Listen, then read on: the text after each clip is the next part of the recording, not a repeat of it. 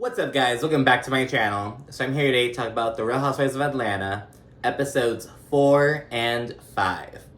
Now, right off the bat, okay, so last week Atlanta had like an off week, if you will. Like, they aired episode 4 2 weeks ago, then there's no new episode, and then episode 5 aired this past Sunday.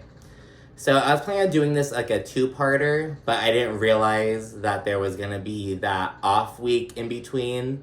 So I was like, oh shit. So I'm gonna be real quick with episode 4, just kind of give the rundown.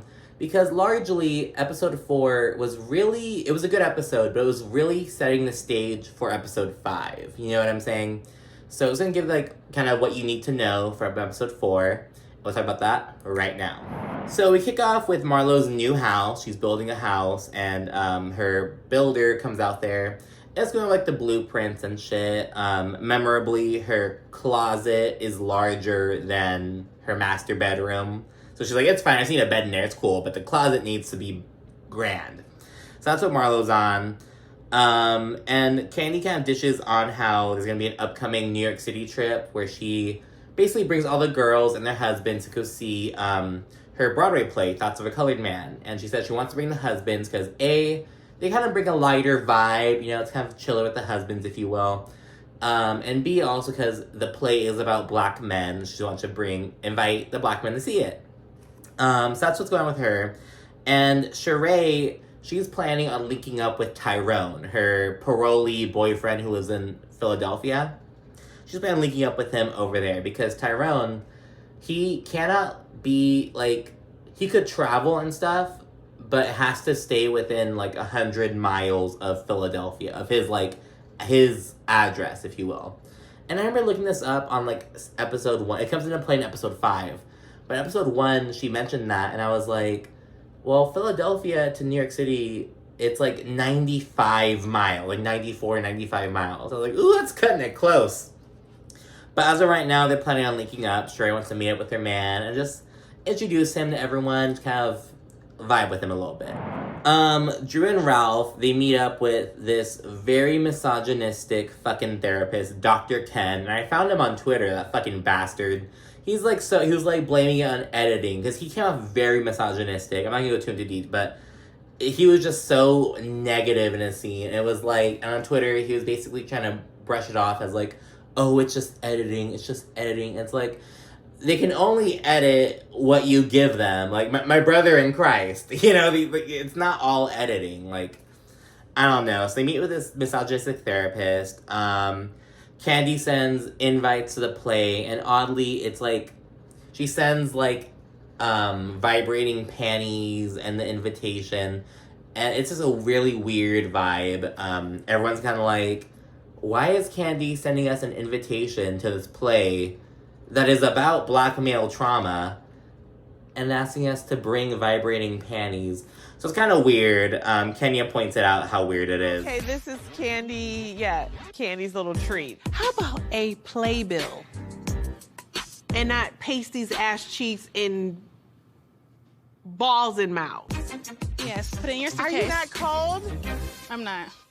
And then they're off to New York City, and we kick off with Sanya.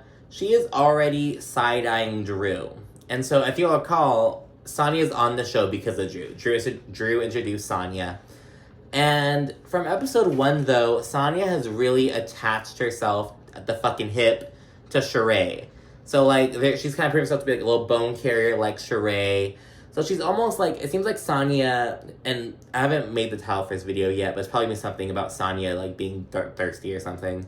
Because it's like, she's using Drew to get onto the show, then attaching herself to more long-standing cast members, and just kind of, like, trying to take Drew down now.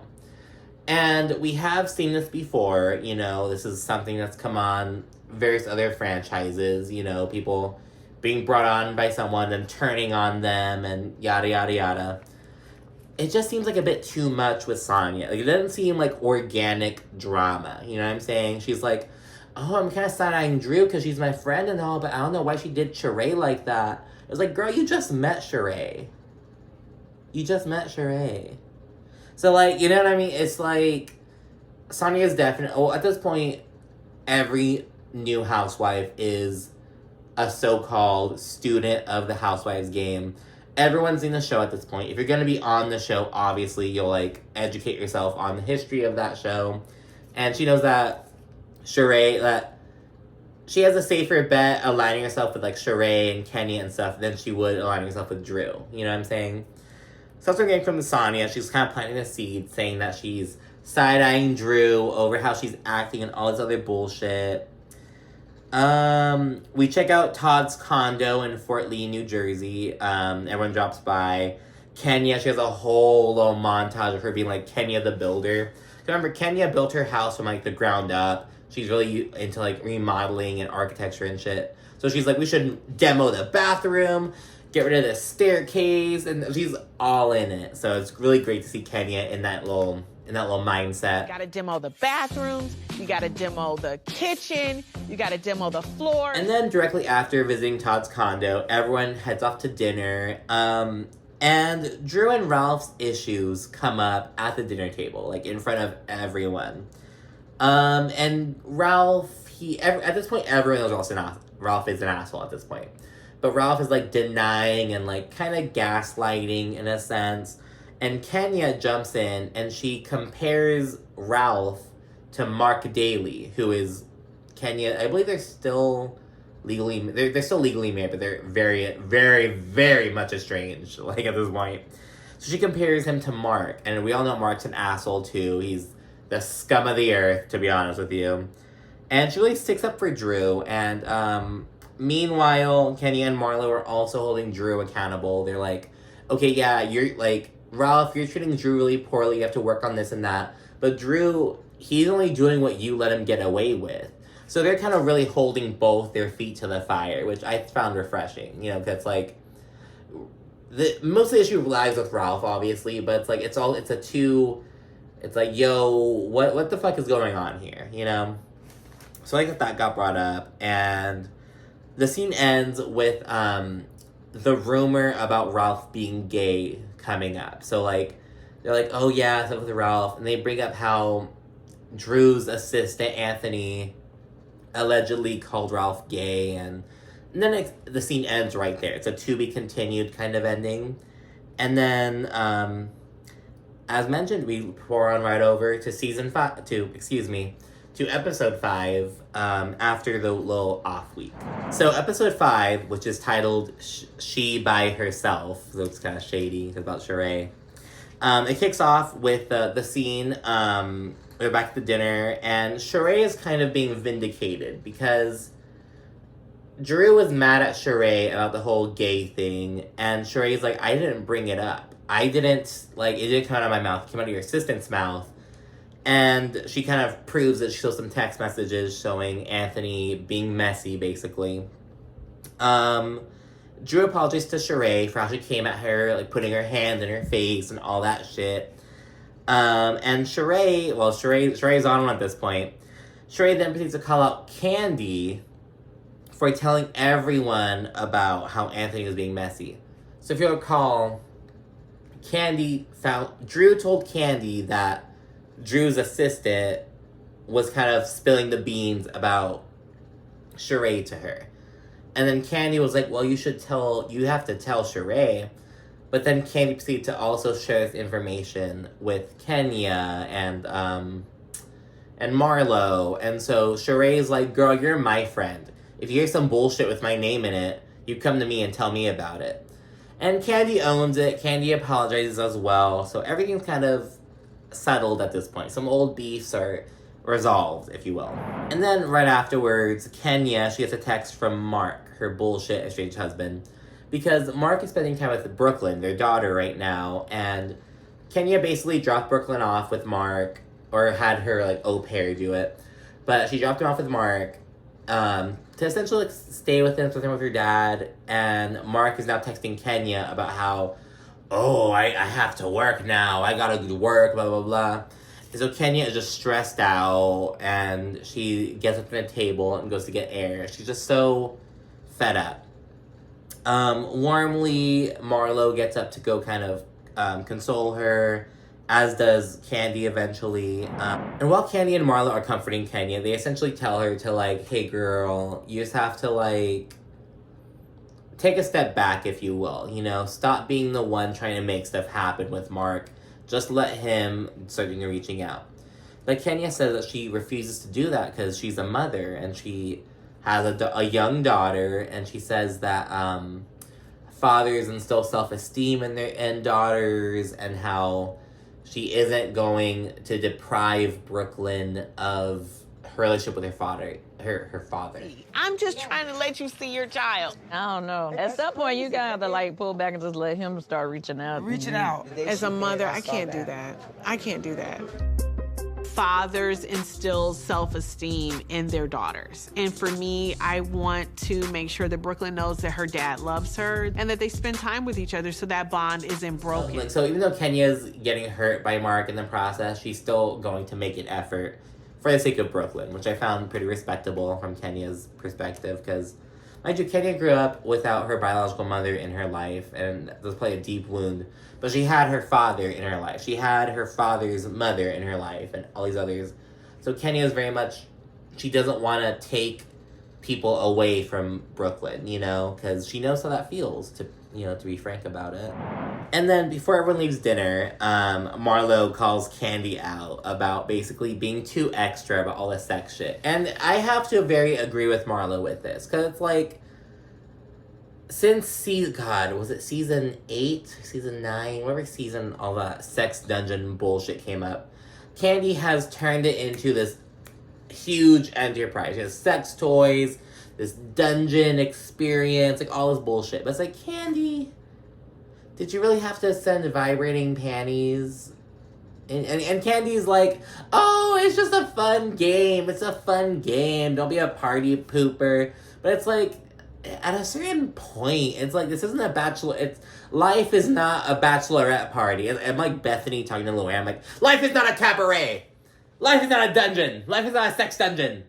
And it's like, ugh. But yeah, so Marlo kind of checks Kandi, and then, not checks her, but kind of calls her out, if you will. Then everyone gets up, and then end of the night. Then the next morning, it's NYC day 2. Kandi, she's checking in with some higher ups with her play, like the producer, sales manager, like all kinds of different people who are like up there with her play. And they're saying there's really good news, the play's getting seats and everything, and the majority of people who are buying tickets are people from Atlanta and Texas, from the statistics. It's pretty good to hear. Kandi, I believe this is her Broadway debut. It's her first, I think it's her first time directing or producing. I don't know what she's doing, but I think it's her first time in this role on Broadway, and it's Broadway's first all-black production. And so to hear that the numbers are good is really great news. Kandi's super psyched, so that's really cool. And meanwhile, Sanya and Kenya, they're chilling. They're out walking the streets. I believe they're on their way to a cafe or something. Sanya, she speaks on Ross's first Super Bowl win, because he's a 2-time Super Bowl champ. Kenya talks about how she checked Ralph the night before at the dinner table, and she wondered if she was too harsh, but she says that she just felt triggered and had to say something on behalf of Drew.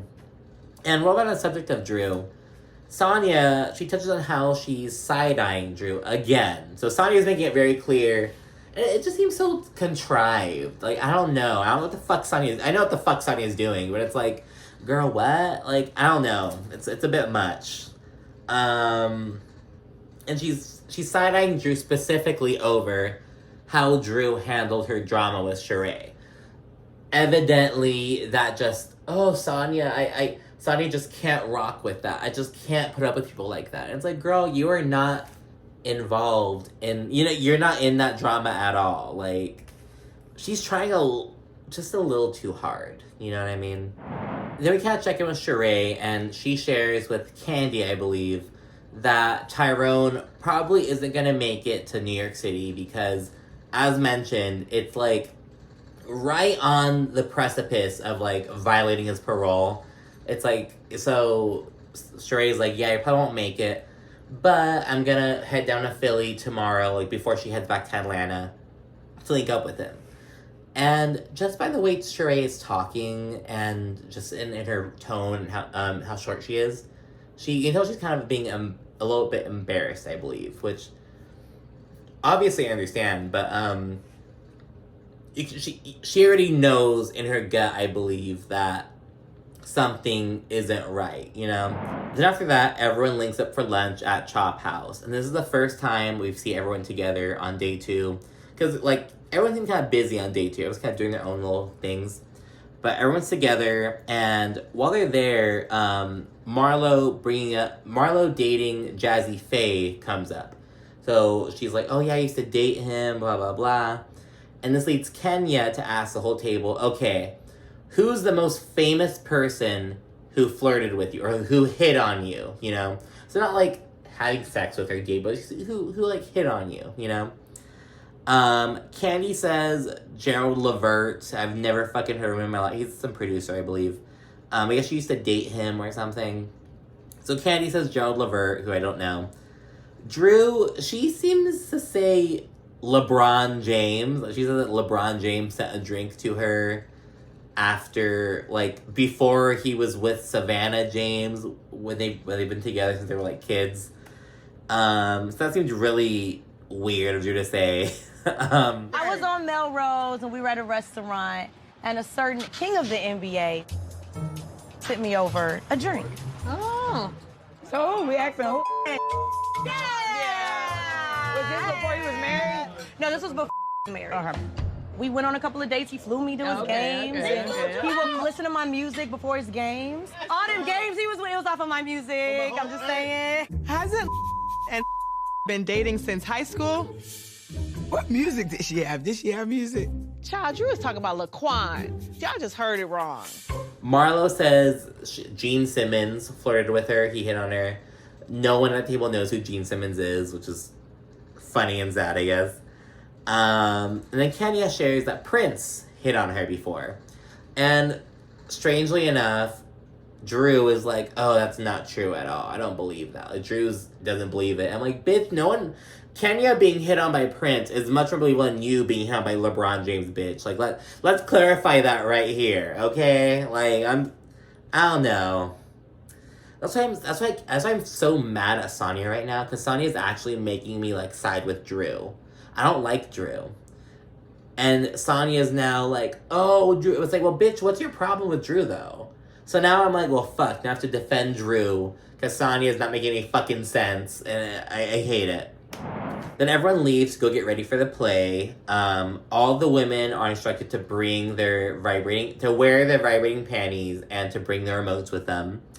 Marlo and Kenya refuse to do so. Kenya straight up says, like, I'm not wearing vibrating panties around other people's husbands. Like, that's not happening. Shereé, she's wearing the panties, but she forgets the remote, so she's out. And people quickly find out that evidently one remote could potentially control more than one panty. That was bothersome. It's like, Kandi, really? Like, I don't know. Kandi dropped the ball. You know what? I'm going to say it. This could be Kandi's last season. Kandi could go at this point. My fan's going off. It's on high setting. I was hot before, but Kandi could go at this point. It's like, I feel like she's in a similar situation to where Cynthia was in, where it's like, people aren't really rooting for her to, like, be kicked off. You know, she isn't, like, problematic, or she isn't necessary. Like, she brings something, but it's kind of like, it's getting tired at this point. It's getting old. It's old, tired, washed up, and I'm over it. Not Kandi, but like, what she's bringing to Atlanta. And she's been off, like, 14 seasons at this point. Like, Kandi can go. Kandi can leave. I'm sorry. She can go. Oh, not 14 seasons. She's doing season 2. Is season 14. It's like 13 seasons. Girl. Why the fuck is Kandi still on the show? Kandi can go at this point. I'm sorry. Finish the play. Kandi kind of talks a bit more about what it's about. We don't really know anything about it at this point. Other than it's, like, about black male trauma. Which basically says it's basically like Inside Out, that one movie, but, like, it's like Inside Out meets, like, black male identity. Because it's like, there are 7 characters who all represent, like, a different emotion, and it's to show black men in these different lights or something like that. It's literally like Inside Out meets like black male identity. Everyone gets back to the house. Kenya, she is disturbed by the multiple remote thing, just like I was. She was like, what? Like, oh no. It's like, it's one thing if your partner is like using a remote, but it's like, I don't want some other I don't want Ralph controlling my fucking pussy vibrator. Like, what? Like, it's so, ugh. And then Kenya, Marlo, and Shereé, they're all kind of shit-talking, dropping with Drew's little weight loss program. Marlo tries signing up for it, and she sees that the website's down, and then all the girls, they basically compare it to their own websites, and Shereé all sad. She's like, when she by Shereé launches and creates a website, it's like, bitch, you don't even have a website. Shereé, shut the fuck up. It's like, Kenya and Marlo can talk shit. They have their own websites, you know what's up. But Shereé, you sit this one out, girl. Sit this one out. The page you are looking for was not found. Maybe they only accept cash. Our cash app. The archive site works, I promise you. I mean, come on, if you went to Kenya Moore Hair Care, honey, you can just buy your products, honey, and it ships right to your door. When She by Shereé launches, it will work spring, summer, and September, boo. Is it like a Ponzi scheme? So then while everyone's chilling, as people start pouring into the living room and stuff, Kenya apologizes to Ralph. She says, like, oh, if I went too hard on you the other day, I apologize. I was just triggered and had to say something. I was projecting my stuff onto you, if you will. And then Kenya announces, oh, if there's anything that anyone would like to say, we just put it all out here right now. And Sanya goes in for Drew at that moment. She's like, well, you know, since we're bringing stuff up, I'd like to address this with you, Drew. And that's how I fucking knew this whole thing was staged. When Drew and Kenya were together, when Sanya and Kenya were together, it must have either been Kenya telling Sanya, oh, like, you'll have to bring it up, I'll kind of create a space for this issue, for this drama to be aired. Or Sanya asked Kenya to do it. Either way, Sanya is basically using Shereé's drama with Drew to create drama with Drew. And she's using Kenya to air it. I'm like, I don't know. Sanya, I don't know. I'm not really feeling, it doesn't feel organic. It feels forced. It feels like forced drama. And she's trying a bit like, she's too aware of the platform she's on, I think. She's too aware of, like, that she knows what she has to do to get a second season, but she's doing it a little bit too much. You know what I mean? She's not waiting for a drama to organically blossom with her. You know, she's kind of just inserting herself. And it's making her come off as thirsty. Now, everyone's calling Noella from Orange County thirsty, but no, bitch, Sanya is fucking thirsty. I'm telling you. Like, honestly.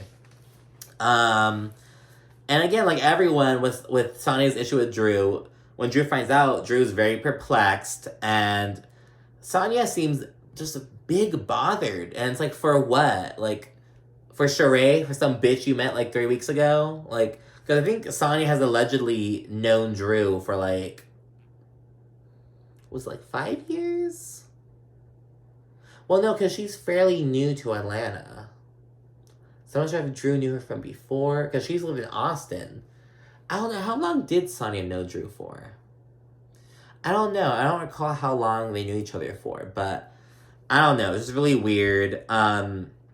Drew points out that Sanya could have addressed this one-on-one. They've had plenty of one-on-one interactions with each other, and Sanya didn't say shit, because she's too pussy. She wants to say something in front of all this crowd to impress the veterans, and it's like, girl, like, you're an Olympic athlete, and this is what you're doing. Like, it's like, girl, like, bring your shit, but don't, like, force it, you know what I mean? I don't know. It seemed pathetic, to be honest, and Sanya makes no fucking sense. She's like, I just feel like you're causing drama with people, you know, how you treated Shereé, I didn't like that, I don't rock with that, and it's like, okay. When I'm somebody's friend, I rock with them. And I feel like I haven't been able to, like, fully rock with you because some of the stuff you're doing, I don't agree with. Her way of explaining how she feels is like, girl, you should have wrote it down.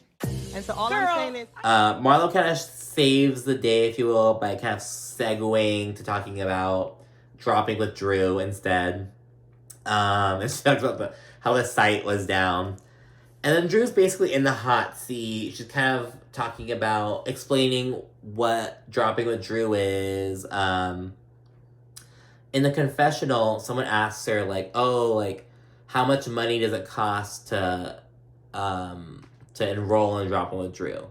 And Drew, she couldn't even answer that. She was like, oh, you're asking me about numbers? Oh my gosh, I have to call my business partner. So she calls her fake business partner, Jackie, who I am like 90% positive is Anthony in disguise. Because she calls her name Jackie and was like, hey, they asked me about your side of the business. And the person, Jackie, who sounds awfully like Anthony, it's not like Anthony trying to like imitate like an Asian accent or something like that. That's literally what it sounded like. And it's like, oh, I gotta work on the app. And then Drew changed the subject. It's like, how much does it cost to sign up for Drop It with Drew? Oh my God, you're asking me numbers? Hold on. Like, Drop It with Drew is my passion. Jackie, can you stay with me for a little while? Because they're asking me questions that's completely like your side of the business. So if you can just... I need the app. Yeah, we're working on an app now, guys. God, I don't like Drew or Sanya. God. But I mean, it's good TV, but I'm just like, ugh. But obviously, Drew, she's just on some weird shit. I believe it was Erica De Niro. She brought up how she kind of sees Drew as like Drew sees this as like a role, like as a TV role, as like an acting job rather than a reality show. And I think that there's some validity to that in how Drew moves, you know? Because she's just so fucking weird. And I feel like she has to have that self-awareness. Like, she has to know how fucking stupid she looks. She has to know in terms of her business, dropping with Drew, and her fucking bullshit husband, Ralph. Like, Drew has to be aware of this. But she doesn't care because this isn't her real... Like, this is a gig for her. This is getting her name back out there for the first time since the game.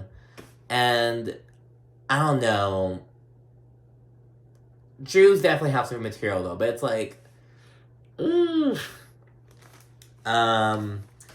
And so, yeah, she's in the hot seat, and that's pretty much it with that situation. So then the remainder of the episode, she by herself, is focused on Shereé and Tyrone. So it's the next morning, NYC day 3, everyone's packing, getting to head back to Atlanta. But Shereé, instead of flying from New York to Atlanta, she is being driven from New York City to Philadelphia. So they go with Tyrone, have some lunch, and then fly down to Atlanta. So as Shereé's rolling into Philly, she proceeds to start calling Tyrone, basically just let him know what's up. But he is just not answering his phone. So she gets to the restaurant, she orders a drink, and hangs out for 2 fucking hours. Tyrone never shows up.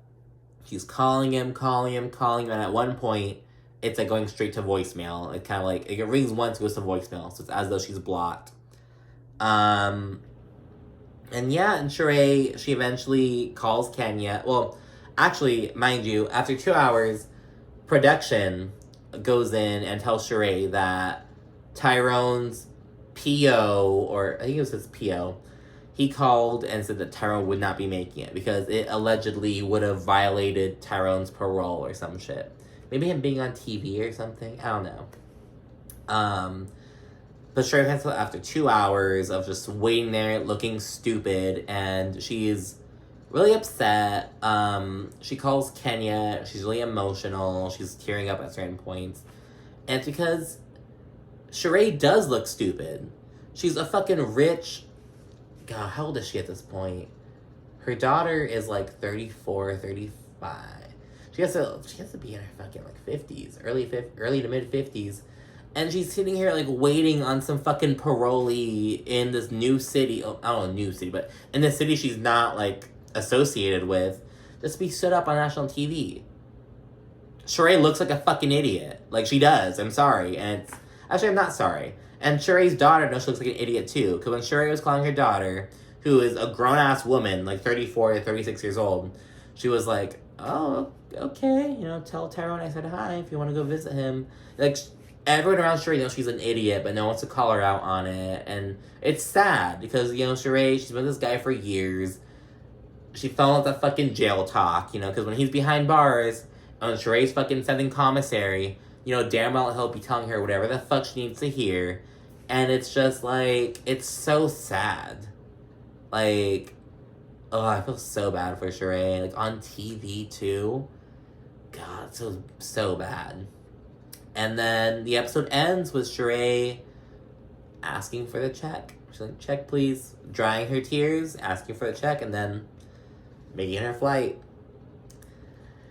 Okay, and so that is episodes 4 and 5. So the big takeaways, Sanya is thirsty as fuck, and Shereé needs to break up with Tyrone. Those are the takeaways.